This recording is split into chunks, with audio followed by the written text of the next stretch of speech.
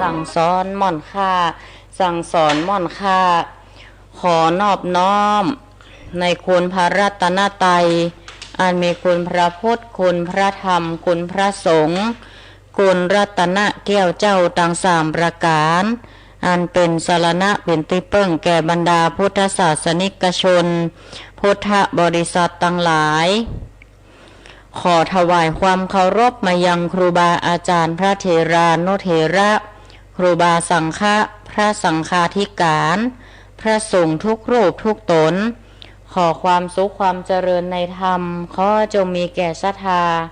ญาติโยมพุทธศาสนิกชนพุทธบริษัททั้งหลายเจริญพรธรรมะสวัสดีมายังป้าอุ้ยแม่อุ้ยลุงป้านาอาศรัทธาที่ได้ติดตามรายการธรรมะยามแรงของตังสถานีวิทยุซึ่งตอนนี้ก็ลิงก์สัญญาณไปตีขึ้น 104.50 วัดฝ่ายหินมช100.25 เมกะเฮิรตซ์วัดพระบาทอุดมอำเภอฝาง 106.25 เมกะเฮิรตซ์มนเสียงธรรมอำเภอแม่แจ่ม 98.75 วัดห้วยตองซักอำเภอจอมตอง 88.25 เมกะเฮิรตซ์วัดศรีปันเงินอำเภอสันปะตอง 89.50 บ้านทุ่งเรดิโออำเภอสันปะตองและระบบออนไลน์ในช่วงของรายการธรรมะยามแรงของการแสดงพระธรรมเทศนาพื้นเมืองโดยตนตัวอาตมาภาพพระครูปลัดณัฐพงษ์ทิตบุทธสิริ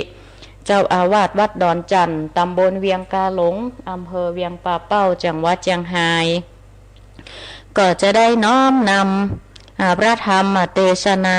มาเทศบรรยายให้กับศรัทธาในช่วงของรายการธรรมะในช่วงตอนเย็นวันนี้เพื่อเป็นการบ่เสียเวลาอาตมาภาพก็จะได้แสดงพระธรรมเทศนาพื้นเมืองแล้วก็ก้อยฮับสายหน้าไม้ศรัทธาหลังตีออกรายการนะหลังตีจบพระธรรมเทศนาสำหรับในช่วงนี้ก็ต้องสุมาอภัยโดยในส้มเสียงอาจจะติดขัดเล็กน้อยเนื่องจากอาทิตย์ที่แล้วก็เป็นวัดลงคอศรัทธาก็กำลังหายก็หมอมันก็ให้ยาฆ่าเชื้ออย่างมากก็รักษาไปตามเนี่ยเนาะติดขัดจะได้ตมาภาพก็ต้องขอสุมาอภัยตัวเนอร์แล้วเขาก็จะได้อู้จ่าสนทนากันในช่วงหลังจีตีเฮาเตะทำไปเซตเป็นตีเรียบร้อยตีเบอร์โทรศัพท์0963458026นะทุกท่านตั้งอกตั้งใจรับฟังเนอนะโมตัสสะภะคะวะโตอะระหะโตสัมมาสัมพุทธัสสะโลโกปะธัมภิกามิตาติสาธาโวดุราสาปุริสันตั้งหลายตั้งยิ่งใจน้อยใหญ่โพมักไฟประสงค์อาจินจำนงจิตใจไฟห้อยไข่โยเจินจ้อยเจยบ้านโศกสำราญบ่ขาดในคารวาสวิสัยจงโอใจฟังไปแจ้งที่เฮาจากจีจากไข่ตามดังพระพุทธาติไว้สอนบอกไว้เมินมาบัดนี้แลนาหานว่าตั้นตั้งหลายมวลโมอันมาพร้อมอยู่จอมกันยอมได้หูหันที่แจ้งบอกว่าแห่งแดนได้ว่าคนเกิดมาในโลกกว้างมีต่างๆนานาล่างพ้องเกิดมาตามจ้าเป็นกำพร้านาถาโตคำกา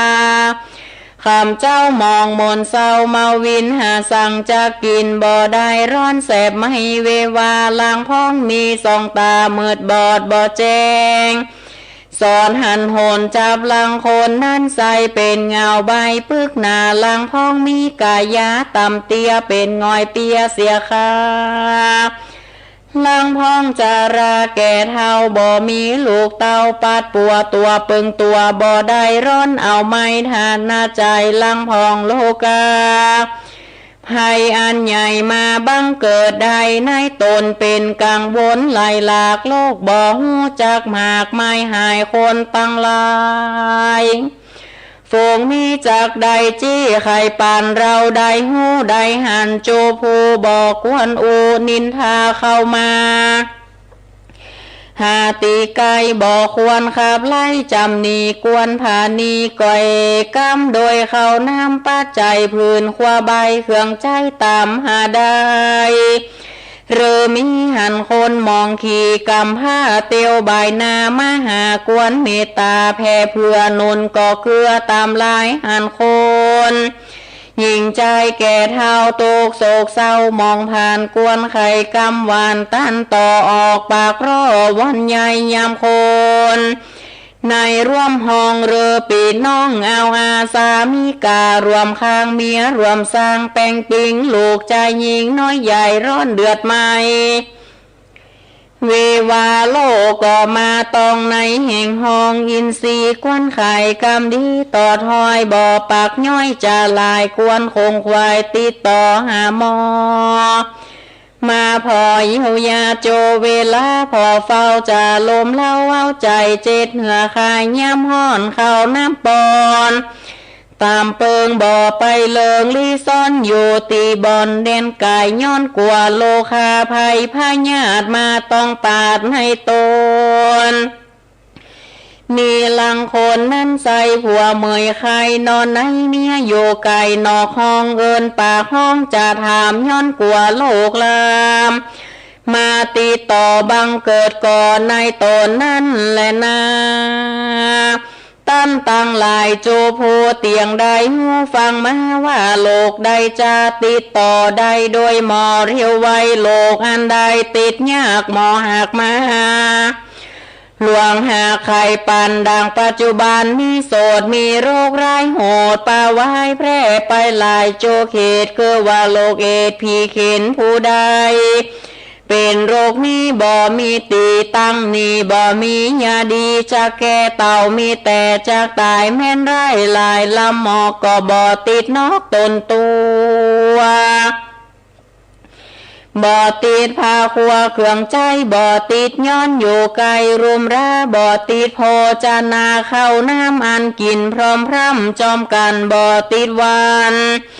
ถ้วยจ้อนอันมีในบ่อนโรงครัวโลกเปิงกว่านิสัยจากติดต่อได้สันได้หมอได้ไข่กาวจี้เหือ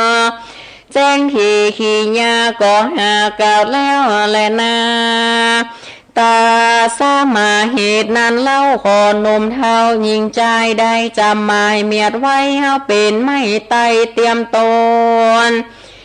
แม้นมีคนเป็นโรคเอดส์อยู่ในเขตเรือนตนหรือว่าคนรวมบ้านบ่กวนกล่าวตานนินทากวนมีเมตตาก็เกลือใจไฟเอื้อผานีของได้มีย่อเยินโดยนาชื่นเจยบานไข่กำหวานลมเล่าหายโศกเศร้าเครื่องกาบ่ระอารังเกียจบ่จ่าสมเสียแต่งใจมีกิจจะได้จอยได้ก็โจจวยได้ตามรายคนบ่สบายได้หูว่าคนรวมอยู่เฮือนตนมีกังวลใจจอดบ่ละต่อตัดบานรักแบ่งปันบ่พรตั้งแต่ก่อนเริ่มมายอมหายเครื่องกาต่ำก้อยนาเจินจ้อยบานใส่กำลังใจบ่พรเตียที่คอนกาญาแม่นนักหนาบ่น้อยยอมจะก่อยเบาบางนั่นแหละนาการยิ่งใจน้อยใหญ่รวมอยู่โลกใต้ปฐพีเมตตามีก่อเกลือใจไฟเอื้อติดหวานรักแป่งปันห่วงคองดังปีน้องวงใหญ่และมีจิตใจแผ่กวงบ่อไฟอ้างเบียนไผ่บ่ว่าคนไก่ต่างห้องเรือปีน้องวงวานใดมองผ่านห้อนไม้เรือไผ่น้อยใหญ่มีมาต่างรุมราจวยกำเหือหลวงล้ำบนตาลายเหือได้หายห้อนไม้เหืออยู่ได้สวัสดีเมตตาไม่ตีนี่เล่านักปราชญ์เจ้าไข่ปันว่าเป็นเจือกปันจ่องก้องยังแห่งห้องหัวใจแห่งคนในโลกใต้เฮอตั้งอยู่ได้เมื่อนานสุขสำราญจุนยาวภาพแผ่นดาวอานานั้นแหละนา ผู้ใดมีใจโจดจอดบ่ละตอดวางตามยังเมตตาธรรมนิสัยเตียนยอมได้อานิสงส์ตามใจจงไฟหอยมีบ่อน้อย11ประการตามดังพระชินามานติไว้สอนบอกไว้เป็นตราวาสุขังโสปฏิสุขังปฏิปูชันเตนะปาปะกังโสปินังปัสสติมนุสานังปิโยโหติมนุสานังปิโยโหติเทวตาราคันตินาสากิวาวิสังวาสัทังวากามติโวตกังจิตตังสมาธิยติโมหาวันโนวิปัสสิทติสมุระโหกลังกโรติหาปฏิวิชันโตพระมโลกุปะโหโหติดังนิยามเมื่อหลับและตื่นโศกจอยเจิญเป็นนิรันดร์ลาบบ่ฟันหันเรื่องร้ายเป็นต้นว่าบ่ฟันแลนตายเสือมีบ่ฟันโจรกาลีไหลคาบ่ฟันลงด้านป่าดงนาผู้มีเมตตานั้นเล่าคนหนุ่มเทาเล่งหันยอมฮักแบ่งปันไฟเอือดังจัดเชื่อวงสาผีดงนาโจเขตังยักเพศพรงพรายอสุรกายน้อยใหญ่ยอมมามักไฟปิญญามีสินิหาขอดบ่มาสอดราวีเทวดามีมวลหมู่บอกว่าอยู่เด่นใดยอมมีใจไฟห้อยไข่กาวถอยยอกูลจอยกำหนุนหือใดฮ้อนเดือดไม่หากหายเครื่องกาผู้มีเมตตานิสัยไฟบ่หอนใดไม่ดีลีงวนมีปิดหลายสิ่งแม่นปิดไรยิ่งปานใดดังดาบคมใส่เถื่อนกล้าตั้งมีดพระคมบางยอมจากหายจางกากาดบ่อาจากบาดหินสีเมตตามีบ่พรจิตบ่หอนควัดไกวมีจิตใจนิมันโดยด่วนสันเรียวไวมีนาใสเจิญจ้อยปนดีไฟหอยแรงยิ่งโจกไงแรงคำเจ้าบ่หูมนเศร้าเสียสียามจากดาบินสีกากาชีวิตจะขาดสดกรรมบ่อลงลำกุมกั้วบ่อปันบาเววาการมรณากล้าพรากตายลาจากเมืองโคนย่อมเอาตนไปเกิดจันฟ้าเลิศพรหมมาโลกไปบนบ่อย่าจะแลนหาตาสามาเหตุนั้นเล่าขอนมเท่ายิงใจจงคงควายตั้งก่อเมตตาต่อตั้งการยามได้หานหรือหัวว่าคนรวมอยู่เรือนตนหรือว่าคนต่างห้องได้ตกโศกต้องเครื่องกาย้อนนาถากันอยากตกลำบากทานัดใจเมตตาต่อตั้งกัน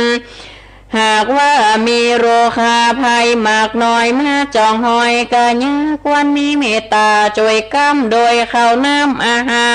รไข่กำหวานตอดหอยโดยกำอ่อนอ้อยวอนหูเว้นกำเมืองกูหยับจ้าเว้นจากกำดาสามานโศกสำราญเจิญจ้อยยอมจองหอยมีมหาบ่อยาจะแลนาหานว่าเมตตาเนนากำโลกเหือทุกโศกสูญหายกันคนหญิงใจใหญ่น้อยลาปล่อยวางตามยังเมตตาธรรมนิสัยจากสุขบันควายอาณาภาพโลกาแผ่นกวางตกยอมห่างหายนีจากสำราญดีจืนยาวทั่วแผ่นดาวปัตถพีกันเมตตานีจากโลกจากมาหายยังโศกมองผ่านหาสำราญจืนจ้อยตกโศกงอยหายไปก็หากมีดังกล่าวมาเดือดร้อนควายปัตถพีแดนดินหาขาดยังเมตตาการุณานั่นแลนะนิทิตังกิญาสังวันนานาวิเศษจาห้องเหตุเมตตากัทธาก็บังคม ส้มเร่เสร็จแล้วเต้านี้ก่อนแลเมตตาธรรมคำจุนโลกการแสดงพระธรรมเทศนาก็เสร็จสิ้นบัวระมวลไปเรื่องเมตตากถาก่อนเข้ารายการนี้นะศรัทธาญาติโยมพ่ออุ้ยแม่อุ้ยหลวงป้านาอาเฮาท่านทั้งหลายที่ได้สดับรับฟังรายการธรรมะของทางสถานีวิทยุก็ตอนนี้ก็จัดที่วัดดอนจันทร์ตำบลเวียงกะหลงอำเภอเวียงป่าเป้าจังหวัดเชียงรายเข้าตามเวลาเวลาก็ตีเข้ารายการนี้ก็เวลา 16 นาฬิกาถึง 17 นาฬิกาก็เป็นช่วงของพระธรรมเทศนาพื้นเมืองได้หยิบยกเอาพระธรรมเทศนาวันนี้เรื่องเมตตากถาศรัทธาญาติโยม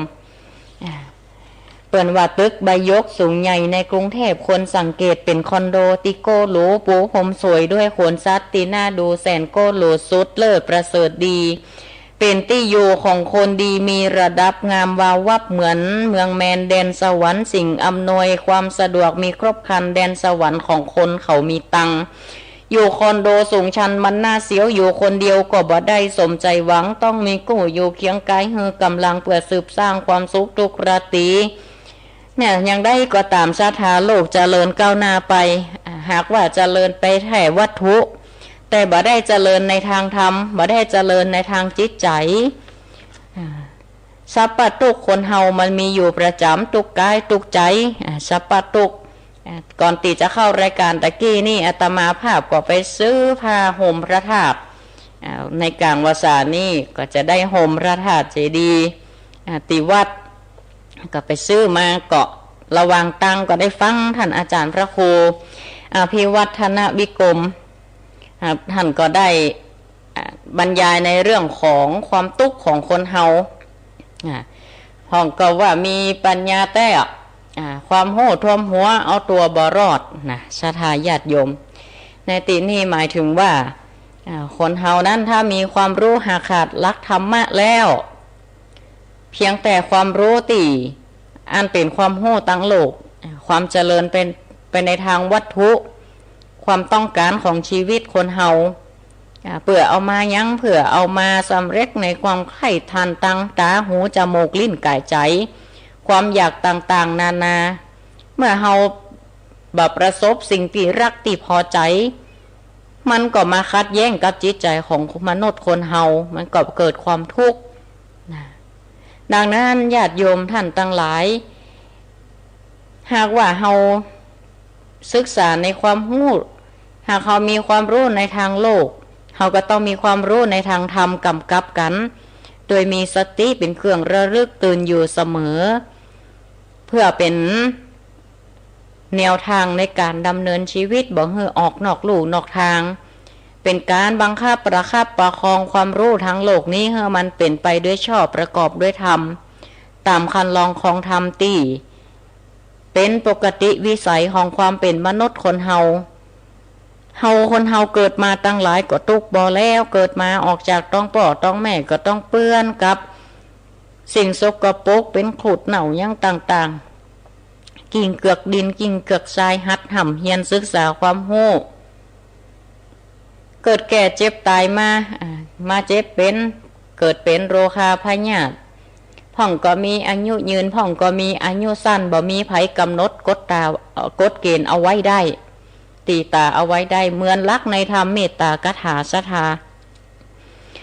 เมตตาธรรมตอนนั้นเนาะที่จะช่วยค้ำจุนโลกของเฮาตุกประจำสังขารเฮาก็ปอนักแก่แล้วตุกกับโลคาพยาธิมันอุบัติเกิดขึ้นมาใหม่ติ๊กพัฒนาตัวมันติ๊กนี่มันก็ยิ่งทวีคูณขึ้นเรื่อยๆอย่างในช่วงนี้การแพร่ระบาดของไวรัสโควิด -19 ก็ยังระบาดอยู่ยังบ่มีวี่แววที่จะลดลงจนเป็นที่ระดับน่าพอใจเตื้อทำให้หลายที่หลายต่างมีการล็อกดาวน์มีกฎเกณฑ์กติกาต่างๆเพื่อคอยเข้าควบคุมสถานที่สุ่มเสี่ยงในการแพร่ระบาดในธรรมเรื่องเมตตากถานี่คนเฮานี่ ตุกกับตุกเสาะว่าหากินตุกเตียวดินบินบนอากาศก็ยังตุกเหมือนขันมดสะทาชามาโลคาพญาติมันระบาดปัจจุบันนี้สำให้มันเป็นวงกว้างฉะนั้นแล้วเมื่อเขาพิจารณาใจอีเนี่ยเขาก็ได้ตั้งอยู่ในความบ่ประมาทถ้าเมื่อเขามีเวลาอยู่กับตัวเก่านักที่สุดเขาได้มามองมาหันมาพิจารณาบ่ได้กินง่ายใจโอยเหมือนติพานมาละมนุษย์คนเฮารักษาสุขภาพรู้จักรักษาเอาตัวรอดเป็นยอดดีรู้จักในการป้องกันรู้จักปีรู้จักน้องรู้จักการป้องกันคนรอบข้างอันจะเสี่ยงต่อการเกิดโรคภัยไข้เจ็บรู้จักการอยู่ในครอบครัวรู้จักการเว้นระยะห่างกันใจเวลาที่เหมาะสมรู้จักในการละเว้นจากอบายมุขบ่เดิมน้ำเมาบ่เอวกลางคืนบ่เอวดูการละเล่นใช้ชีวิตเพลิดเพลินดังที่ผ่านมาบ่ดูละการละเล่นบ่เล่นการพนันอันเป็นการจุ่มกันเป็นสิ่งที่ก่อให้เกิดความเสี่ยงบ่คบคนชั่วเป็นมิตรบ่เครียดค้านการทำงานมันตั้งหน้าตั้งตาคือมาอยู่ในภูมิเดิมของคนเฮาโลกมันกำลังซ้อนอย่างเฮาหลายๆอย่างโรคภัยไข้เจ็บทั้งโรคที่เฮาที่มันเกิดขึ้นขณะนี้ถ้าเมื่อเฮารู้โลกที่เฮาอาศัยบ่ประมาททำให้เฮาตั้งหลายมีความฮักกันแปลงกันมีความหันอกมีความหันใจมีเมตตาธรรมต่อกันรู้จักในการเกื้อกูลให้กำลังใจซึ่งกันและกันพอโรคภัยไข้เจ็บมันกระตุกพอแล้วเนาะคนเฮาก็ต้องบ่ประ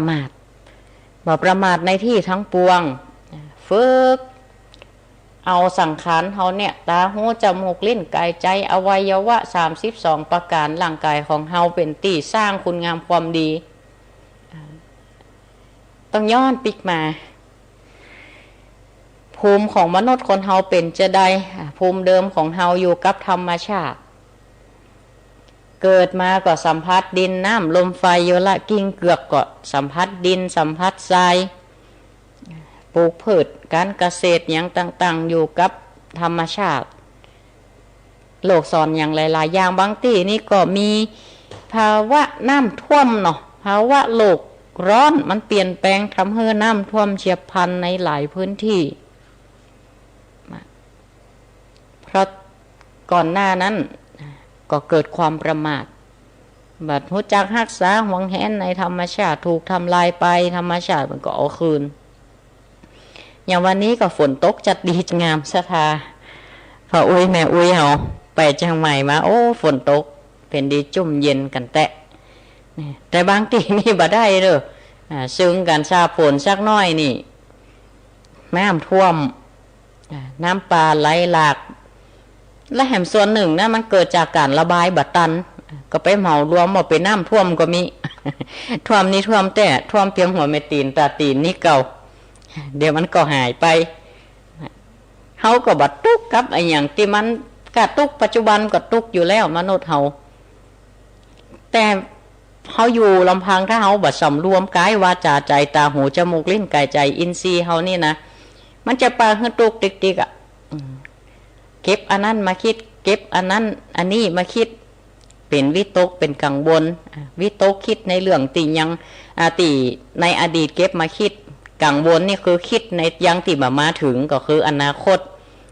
คนเฮาส่วนมากจะตุกจันมุนเนี่ยช่วงนี้วันนี้ก็ถือว่าเป็นวันที่เสี่ยงเนอะเสี่ยงที่สุดเลยสถาเสี่ยงสูงพังผ่องก็ตื่นเต้นกันตั้งแต่เจ้ามาล่ะวันที่16 เฉลี่ยความสุขของมนุษย์เราคนไทยเราวันที่16นี่มันตึงเต้าเสี่ยงกันขนาดนักอะสะพัดเหมือนกันกัตถายะเมื่อมันอยู่ในบรรดับที่พอดีเนาะไปฟักไฟล่ำก็บ่ดีเจ้าวุ่นวายใบตื่นเต้นเย็นหนังเศร้าตัวเลขยัง มันบ่ออกตามที่เฮาซื้อเหี้ยเขาเป็นตุกเหมาะซื้อเหล็กซื้อใช้ได้กระดาษวะถ้าไปกาดซื้อสัตว์ซื้อหมอนได้ตึงนอนตึงนั่งคำว่าเก่าคนเฒ่าเพิ่นถึงว่าเอาไว้เนาะอยู่ด้วยกันเฮาฮักกันแต่งกันยังพระธรรมเทศนาติได้เตศไปวันนี้พี่น้องเผ่าพานวงศาต่างๆได้ปิกมาหันหน้าหันตากันทำการเกษตรปีนี้ช่วงนี้หน้าลำไยหรอกหน้าลำไยไปเก็บลำไยไปเก็บผลผลิตการเกษตรทักทายปลาใส่กันหนังห้องก็ติ้ววิทยุไปถึงสวนพุ่นอ่ะเปิดกันได้สบายธรรมะช่วงแมลงนี่อยู่ไหนก็ฟังกันได้ศรัทธาเอาวางหัวคันไดไก่คมจะเนี่ยกินเนี่ยว่าทำการทำงานก็ฟังกันได้ไปอยู่เป็นกู่เป็นกิมกันกับศรัทธาญาติโยมเฮาจึงมีรายการธรรมะในช่วงเข้าพรรษานี่ธรรมะยามแรงอาตมาภาพจบรายการเสร็จเนาะ4 โมง 5 โมง 6 โมงก็จะต่อแหมก็จะลิงก์ไปตัง 98.75 ตังวัดห้วยตองซัก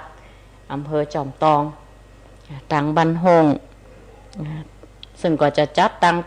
94.50 เมกะเฮิรตซ์ตังแม่ขจารย์โมเดิร์นเรดิโอบาลีท่านกล่าวไว้ว่าสุขังสุปฏิสุขังปฏิพุชตินาปาปกังสุปินังปัสสติมนุสสานังปิโยโหติเทวตารักขันตินาสะอคิวาวิสังวาสัทธังวากรรมติวุตวตังจิตตังสมาธิยติมุขวันโนวิปัสสีทติอสัมมุระโหกลังกโลติอาปติวิชันโตพระมะโลกุปโคโหติท่านได้กล่าวถึงอานิสงส์แห่งการมีเมตตาธรรมเมตตาจะเกิดขึ้นได้ต้องเกิดจากใจตีมีเมตตามีจิตใจที่จะคิดเกื้อกูลในการคิดดีพูดดีทำดี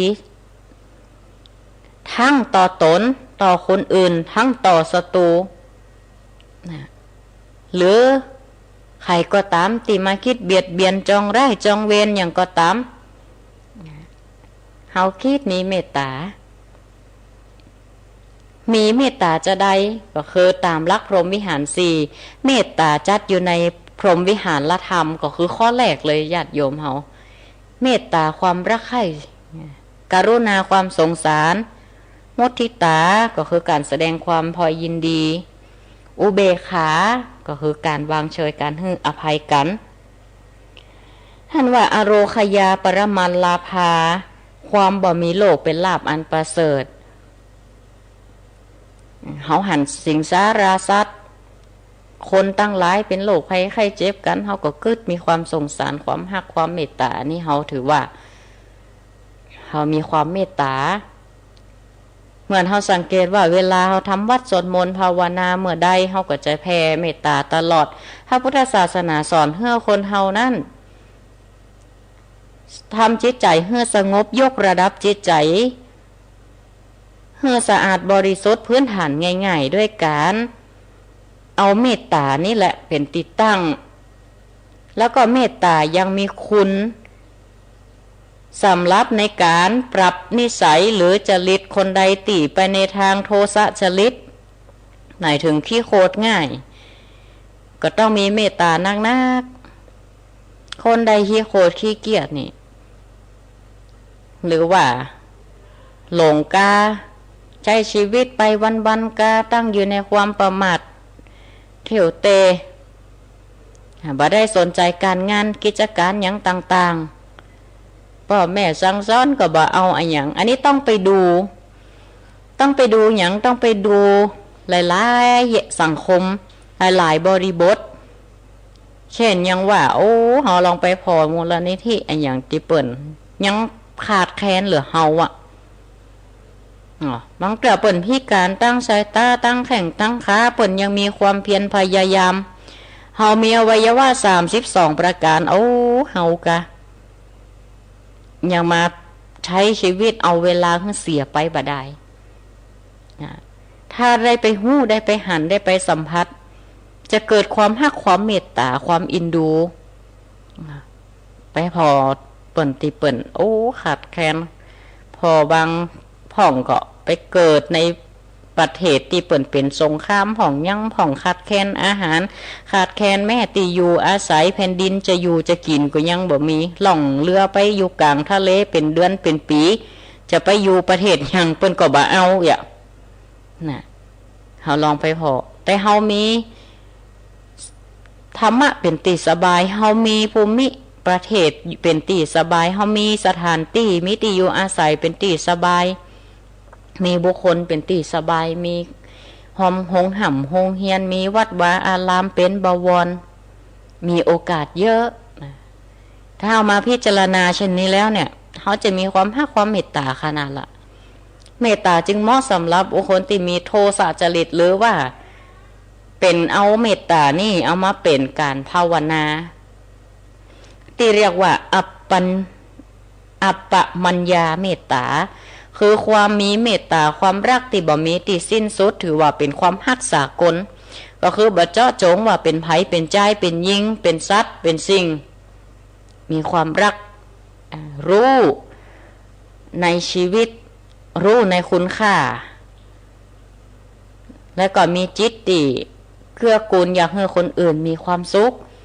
อยากปรารถนาให้คนอื่นพ้นจากความทุกข์ว่าคนเฮาก็ทุกข์พออยู่แล้วยิ่งสภาพแวดล้อมต่างๆปาเฮือทุกข์แฮมเนาะเขาก็เกิดความหดหู่สลดใจ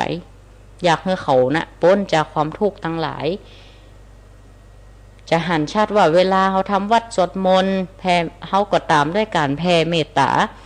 คือเป็นการภาวน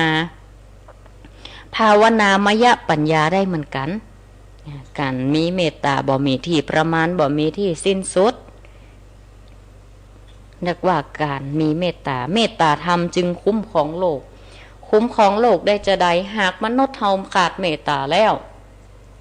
มนุษย์เกิดบ่มีความฮักความอินดูกันเนี่ยก็ใครจะฆ่ากันก็ฆ่าใครจะทำสงครามกันก็ทำจะบ่มีการอินดูกันบ่มีการนับถือกันเครือญาติจะบ่มีการแสดงความเคารพต่อกันละอ่อนกับว่าเคารพผู้ใหญ่คนจะทำอะไรยังก็ทำอย่างกับกรรมทำนายที่เปิ้นกล่าวคนมาเก่าได้ทำนายว่าภายในอนาคตตั้งหน้ามนุษย์เฮาจะจับอันยังก็เป็นหอกเป็นดาบจะกำใบไม้บ่ได้ก็เป็นหอกเป็นดาบมาค้ำขาราวีมาเข็นมาฆ่ากันนี่ก็เพราะขาดเมตตาคือความรักใคร่เอ็นดูซึ่งกันและกันเมื่อเฮาได้ยกจิตใจของเฮาให้สูงขึ้นด้วยการมีเมตตาเองเมตตาธรรมจะค้ำจุนโลกได้ก็ต่อเมื่อทุกคนตระหนักถึงความรักอันเป็นสากลบ่จำเป็นอย่างวันแม่ที่ผ่านมาศรัทธาญาติโยมบ่จำเป็นต้องว่าฮักกันเขารบคุณครูเขารบขอเฉพาะวันครูอิ่มใจวันแม่ก็เฉพาะ12 สิงหาก็เชิงนะก็ต้องให้มันเสมอต้นเสมอปลายคำว่าเสมอต้นเสมอปลายก็คือทำปกตินั่นแหละนะความดีใดติทำดีแล้วก็ทำดียิ่งขึ้นไปความดีใดติคิดเอาไว้แล้วจะทำก็พยายามทำให้มันสำเร็จสิ่งใดติมันแบบมีประโยชน์ติคิดว่ามันเป็นหนติเฮาทำไปแล้วมันบัดถูกบัดควรก็ไปขอสู่มาอภัยเปิ่นไปขอสู่มาอภัยเริ่มต้นแห่งใหม่กลับใจแห่งใหม่แล้วก็มีความพยายามที่จะมาทำสิ่งเลวร้ายต่างๆความชั่วต่างๆด้วยกายวาจาใจให้มันเกิดขึ้นอันนี้พยายามป้องกันคล้ายๆว่าเฮาไปเสริมภูมิระดับจิตใจของเฮาพื้นฐานก็มาจากคำว่าเมตตานั่นเองเฮามีเมตตาต่อสรรพสัตว์โดยเป็นม้าเป็นแมวมาเดี๋ยวนี้ซ้ำให้ละเดือน10ที่ผ่านมานี่เป็นฤดูผสมพันธุ์เฮาเอาฮักเปิ่นเอาเปิ่นมาเลี้ยงก็ต้องเลี้ยงให้ดีๆตอนใครได้อ้อมเปาะอ้อมปล่อยน่ะบ่กองไงมานี่ใครเอาออกละเป็นตุกกับวัดกับวาแหมแล้วเอาไปปล่อยตามวัดตาม ชุมชนที่มันลกล้างตามแพะตามป่าอันนี้เกาะบ่ได้สถาอินดูมันตอนฮักเปิดแล้วเขามีความฉันทะเขาพอใจที่จะเลี้ยงดูผู้เสียมันละก็ต้องพยายามเลี้ยงให้ดี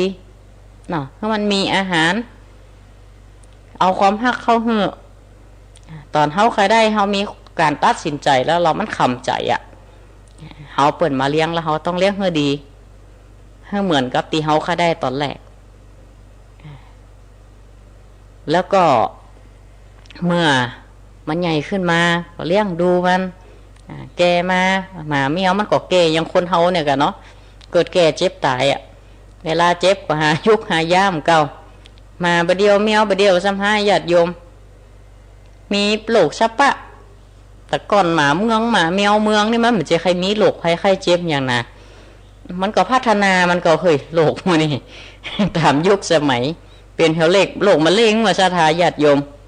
เกยเหมือนกันนะเอามาพันแมวพันมาเลี้ยงเนี่ยโอ้เลี้ยงหยักเดี๋ยวว่าเป็นตั้งกระเพาะวะเดี๋ยวก็เป็นไอ้ยังบ่ฮกยังคนเขานี่เหมือนกันเฮ้ยมาพิจารณาอ๋อไอ้เนาะเปิ่นหวานปึงเปิ่นหวาวน้ำปึงเหือเสือปึงป่านกปึงฟ้าป่าปึงหนองอัธยาศัยเราก็จิตคิดดูเล่าเขาก็ใจผูกอื่นใยไม่ตีดีกว่าพานใจเปิ่นใจตัวสิสาราสัตว์ต่างๆมันก็มีชีวิตจิตใจมนุษย์คนเฮาก็มีชีวิตจิตใจมีเจ็บเป็นเย็นอุ่นเหมือนกันมีเท่ามีเกเหมือนกันเจ้าว่าเลี้ยงไปเลี้ยงมามันเกเฮ้ยเนาะเอาไปไหนเอาไว้วัดอีกยุงละยุงตัวเจ้าหำละเดี๋ยวบางเตือกแมวหมามันโดนอุบัติเหตุเป็นเข่งกดคาเฟ่พ่องเอามาปล่อยเขาก็ต้องดูแลมันดีๆเนาะรักษามันตามอายุสังขารมันว่ามันจะไปถึงหมอกใดและย้อนมาเหมือนคารวะสธรรมสอนพ่อบ้านมาเฮือนที่อาตมาภาพได้เตะไปตีสัปดาห์ตีแล้ว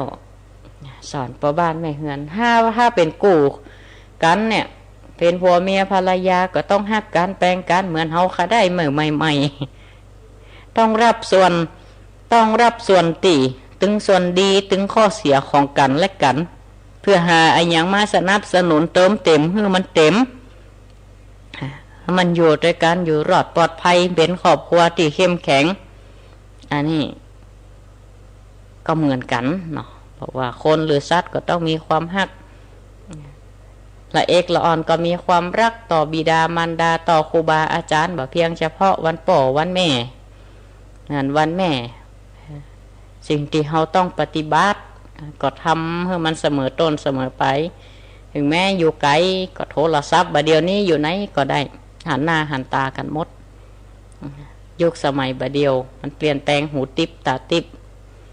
แต่เราศรัทธาญาติโยมอย่างก็หู้อย่างก็หันมาปิดกั้นข้อมูลข่าวสารมาได้ยุคสมัยบัดเดียวนี่แต่ก็ต้องกันกรองให้ดีก่อน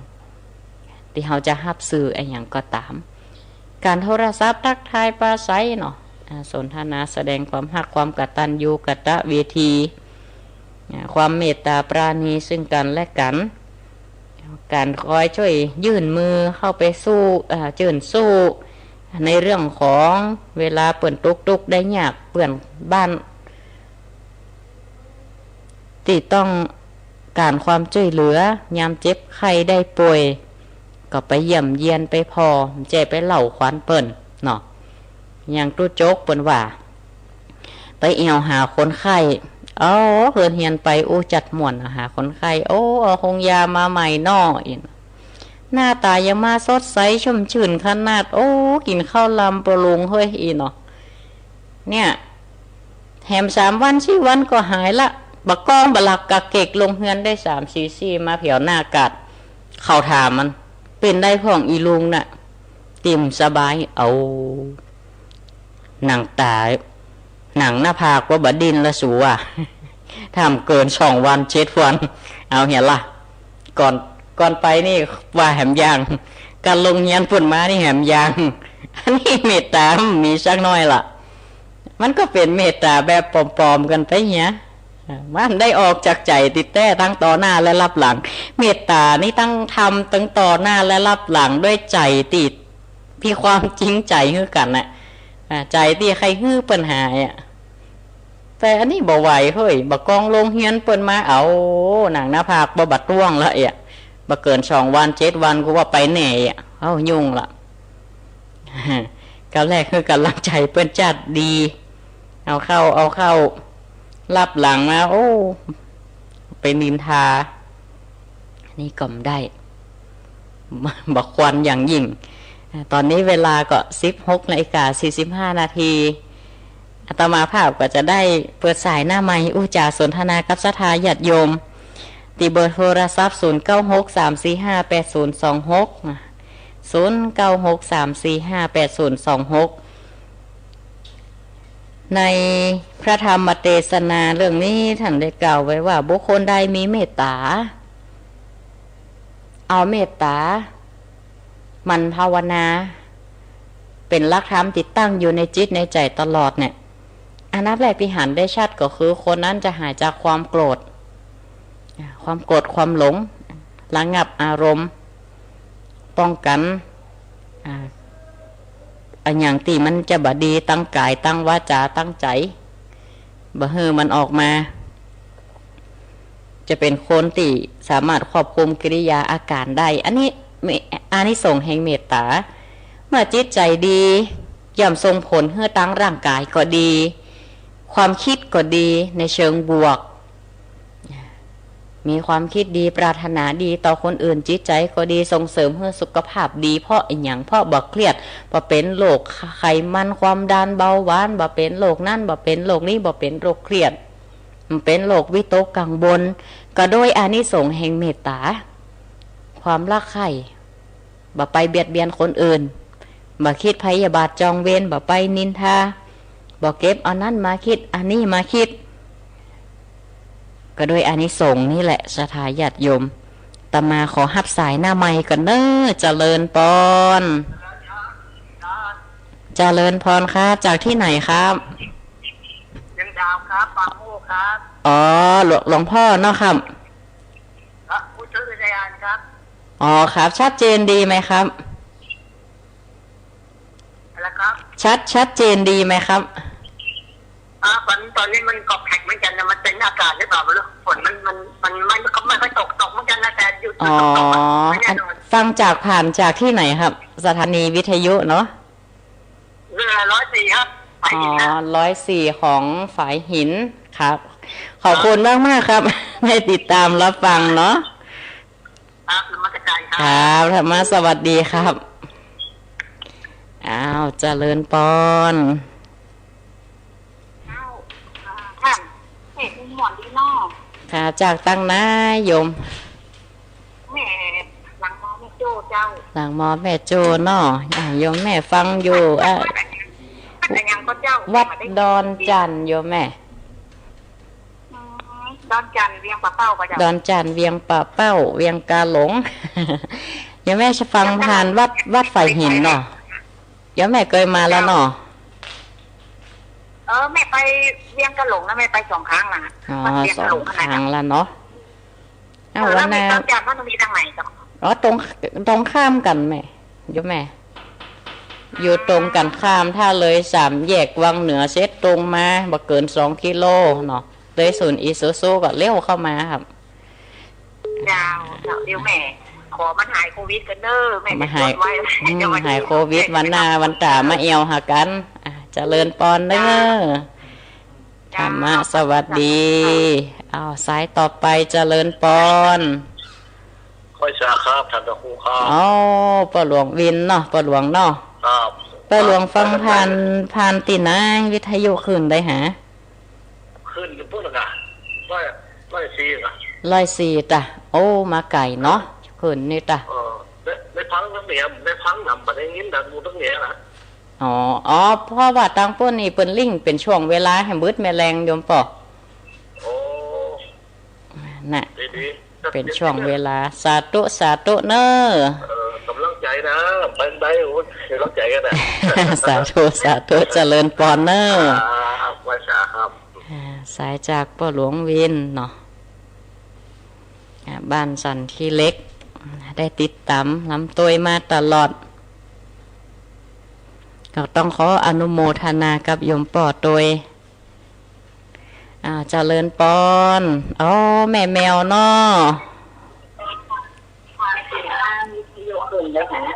เจริญปอนโยมแม่ ติดแล้ว จากบอสร้างเนาะว่าถ้าทายไก่ลูกจริงนี่อ่ะเจริญปอน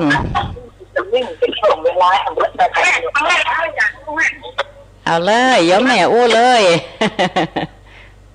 เจ้าไหว้พระเจ้าชัดเจนเนาะแม่แมว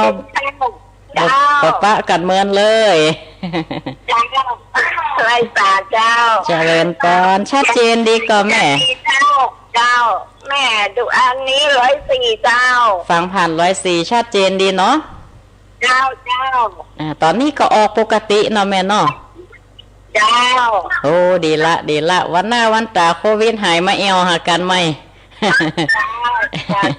รักษาสุขภาพกันเนอะกูคนไปเนาะขอร่างกายแข็งแรงอนุโมทนาตัวหน้าแม่แมวประถากตลอดตั้งแต่ตมาภาพอยู่บ่อสร้างพุละตะก่อนไปหำเฮียนหนังสือด้วยสถานการณ์บัดเดียวมันไปไหนลำบากเนาะก็บ่ได้ไปไหนมาไหนแต่ว่าแล้วก็นี่กันใหม่สำหรับศรัทธาญาติโยมที่จะสนทนาธรรมอู้จากันเนาะในรายการธรรมะบันเทิงในรายการธรรมะยามแรง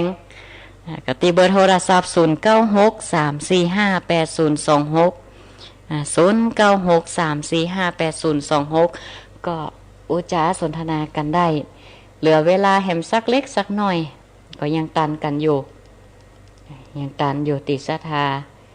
ติจะโทรศัพท์อุจากันมาตอนนี้ก็จัดอยู่ที่วัดดอนจันทร์ตำบลเวียงกาหลงอำเภอเวียงป่าเป้าจังหวัดเชียงรายเจริญปอนเจ้าครูเจ้าธรรมะสวัสดีจากตังได้โยมแม่เวียงต่างเจ้าโอ้ฟังจากเมืองฝั่งตอนนี้สัญญาณชัดเจนดีเนาะชัดเจนดีเจ้าต่อเนื่องเลยเนาะเจ้าดูฟังท่านพระครูพิวัตรไปก่อนรวดท่านพระครูเจ้าพอดีไปเชียงใหม่มาพอดีโอ้ตันเวลาจัดพอดีเนาะอนุโมทนาเนอะสาธุเจ้าเจริญปอนในตอนแรกนี่ก็จะได้อันนี้แหมอยู่นะชาทาก็จะได้จัดรายการในเวลา6 โมงถึง2 ทุ่ม6 โมงแรงก็จะไล่สดผ่านทาง Facebook กว่าน่ะFacebook ของทิตะวัฒศิริภิกขุเนาะธรรมะสวัสดีสายต่อไปเจริญปอนเจ้าไว้สาเจ้าค่ะพระครูเจริญปอนโยมแม่ชื่อว่าได้จากที่ไหนแม่นอนอยู่ประเดชนะจ๊ะอยู่ประเดชเนาะประเดชในเมืองนะจ๊ะอ๋ออยู่ในเมืองฝนตกว่าแม่วันนี้ต้องกำลังตกอยู่จ้ะวันนี้ตกอยู่แต่จะมันตกมากนะเดี๋ยวก็ยุดหมกพอดีนะเนาะฟังตัง104นะจ๊ะฟังตัง104ชัดเจนดีเนาะแม่ชัดเจนดีเจ้าตังท่านอนุโมทนาเป็นอย่างงงในเฟซอยู่จ้ะโอ้สาธุเนอะได้ติดตามฟังจะถามว่าที่ใน6ที่ปนเอาออกเฟซนั้นแม่นหันกระดับแม่นหันโปกระดับอ๋อแม่นละแม่โยมแม่หัวโตมาได้หันโปท่านไปหาโลกแล้วเนาะสาธุเนอะเจ้าสาธุเจ้าเจริญปอนสายต่อไปธรรมะสวัสดีมาสการค่ะเจริญพรคุณโยมจากที่ไหนจากหางดงค่ะแม่โทรมาให้กำลังใจโยมแม่ที่โทรมาสัปดาห์ที่แล้วเนาะจ้ะอนุโมทนาโยมแม่เนอะฝนกำลังตกอยู่ค่ะที่หางดงเนาะจ้ะนี่ละโยมแม่เป็นฤดูของมันละอีกช่วงหนึ่งเนี่ยก็จะไม่ตกละอนุโมทนาสาธุเจริญพรฤดูฝนมันมาก็ปล่อยมันตกไปเถอะเนาะเป็นฤดูของมันละ มาเกิดถึงตอนที่มันบัดตกนี่กะให้จะใดมันก็บัดตกทำปลาช่อนบะฮุกีผูกมันก็บัดตก ตกมันเป็นฤดูของเปิ่นแต่ฤดูกาลบางทีมันก็เปลี่ยนเนอะอากาศก็เปลี่ยนมันส่งผลกระทบเลยละอย่างอาตมาภาพนี่ภูมิแพ้นี่แพ้อากาศนี่เอาละเวลาอากาศเปลี่ยนนี่นะมันถึงไปละเสียงกากันหายใจกานี่นะคนที่เป็นภูมิแพ้อากาศอย่างเนี้ยสาบน้อยสาบอากาศเปลี่ยนสาบฝนเอาอะเปิดเป็นว่าเล่นซาทาเปิดมีตาติบหูติบอันนี้เป็นหูดังติบ ชาบฝนบ่ได้อ่ะเป็นต้องมีอาการตลอดการอานิสงส์แห่งการมีเมตตาญาติโยมในธรรมมันก็ตึงบอกชัดเจนว่าเมื่อผลที่เกิดขึ้นทันทีเนี่ยก็ต่อตัวเฮาเองรับก็เป็นสุขตื่นก็เป็นสุขต้องวิตกกังวลตกใจบ่ต้องกลัวภัยมาเบียดเบียนอาฆาตจองเวรก็เพราะเฮาไม่ได้มีเวรมีภัยกับไผบางเทื่อเฮาก็ไปโตดไอ้หยังที่มันเกิดขึ้นไปโตดเจ้ากรรมนายเวรผ่องไปโตดผีสางนางไม้ผ่องแต่เฮาไม่ได้เก็บมาคิดพิจารณาว่าเฮาเนี่ยขาดการดูแลรักษาตัวเก่าก็เดิมกินสุราเมลัยเป็นประจำก็เลยเจ็บอ่อนๆแอดสภาพแวดล้อมล้อหรือทำงานนักไปจนร่างกายทนบ่ไหวเป็นโรคภัยไข้เจ็บก็ไปโตดซะปะโตดแพ้วเจ้ากรรมในเวรวะโตดแพ้วอย่างสะปะสะเปดที่จะพันนาอ้างมาได้ทั้งที่บางทีเนี่ยเกิดจากตัวของเฮาก็มีการกินการอยู่พักผ่อนบ่เพียงพอเป็นจะวุกจะเว้านี่เนาะเป็นอากาศก้ายมันมีผลกระทบมอดสถาแต่ถ้าเรามีจิตใจดีๆนี่อย่างน้อยก็ทำให้เรารับเป็นสุขตื่นเป็นสุขการพักผ่อนตีเพียงพออานิสงส์แห่งการมีเมตตาก็เป็นตีฮักของเทวดาแม่ผีสางนางไม้เปิ่นก็ปกปักรักษาไฟยาพิษหอกดาบอันตรายตั้งหลายบ่สามารถที่จะมากำกายบ่มาทำละแคะละคายได้มีเหตุการณ์อันยังที่มันจะนักก็กลายเป็นเบาด้วยอาศัยอานิสงส์แห่งเมตตาของเฮาที่เฮาได้ทำมาสร้างบุญสร้างบารมีสั่งสมเอามานั่นศรัทธามันก็จากนักก็เป็นเบาไปเฮาก็บอกฮู้ว่ากรรมของเฮานั่นได้ทำอย่างไว้ในดิตชาติพ่องที่ผ่านมาพ่องก็ให้มีความรักต่อสิงสาราสัตว์ต่อมนุษย์ด้วยกันแม่สิ่งของญาติโยมหากต้องอีดูมันตัวนะเขาใจงานมันนักก็ต้องพักเป็นบางทีอย่างทีวีก็ต้องพักเป็นลดลาอย่างต่างๆก็ต้องบำรุงรักษาซ้ำมนุษย์สัตว์สรรพสัตว์ทั้งหลายที่มีชีวิตจิตใจมันก็เหมือนคนเฮาเหมือนกันสัตว์สรรพสัตว์ทั้งหลายใจเปิ้นใจตัวก็เช่นเดียวกันเฮาฮักชีวิตของเฮาอย่าใดคนอื่นก็ฮักชีวิตของตนเหมือนกันฉะนั้นแล้วเวลาเฮาอยู่ร่วมกันก็อันใดที่เกื้อกูลกันได้น้ำปึ้งเรือเสือปึ้งป่านกปึ้งฟ้าป่าปึ้งหนองก็อาศัยเกื้อกูลกันไปตามหลักไมตรีจิตท้ายที่สุดนั่นอานิสงส์แห่งการมีเมตตาจะทำให้เฮามีอุเบกขาทำให้อภัยทานกันโดยง่ายเมื่อเฮาดับสังขารลาโลกนี้ไปจิตใจเฮามีความสุขบริสุทธิ์มีจันพรมเป็นที่บังเกิดมีนิพพานเป็นที่สุดการแสดงพระธรรมเทศนาวันนี้ก็พอสมควรแก่เวลาตมาภาพพระครูปลัดณัฐพงษ์ทิตาอุทัสสิริเจ้าอาวาสวัดดอนจันทร์ก็ได้แสดงพระธรรมเทศนาพื้นเมืองเรื่องเมตตากถาเมตตาธรรมกำจุนโลกพร้อมด้วยการบรรยายธรรมในใต้ที่สุดก็พอสมควรแก่เวลาขอญาติโยมทุกท่านอยู่ดีมีสุขเหมือนกันกุคู่กุคนโรคภัยไข้เจ็บใดๆอย่ามากำกายในตนตัวศรัทธาก็ขอให้กุศลท ทั้งหลายนี้เป็นตบะเป็นเดชะปกป้องคุ้มครองท่านเฮอเจริญด้วยอายุวันณะสุขภาละปฏิภาณธนสารสมบัติเหมือนกันกุคู่กุคนก็ขอเจริญปอน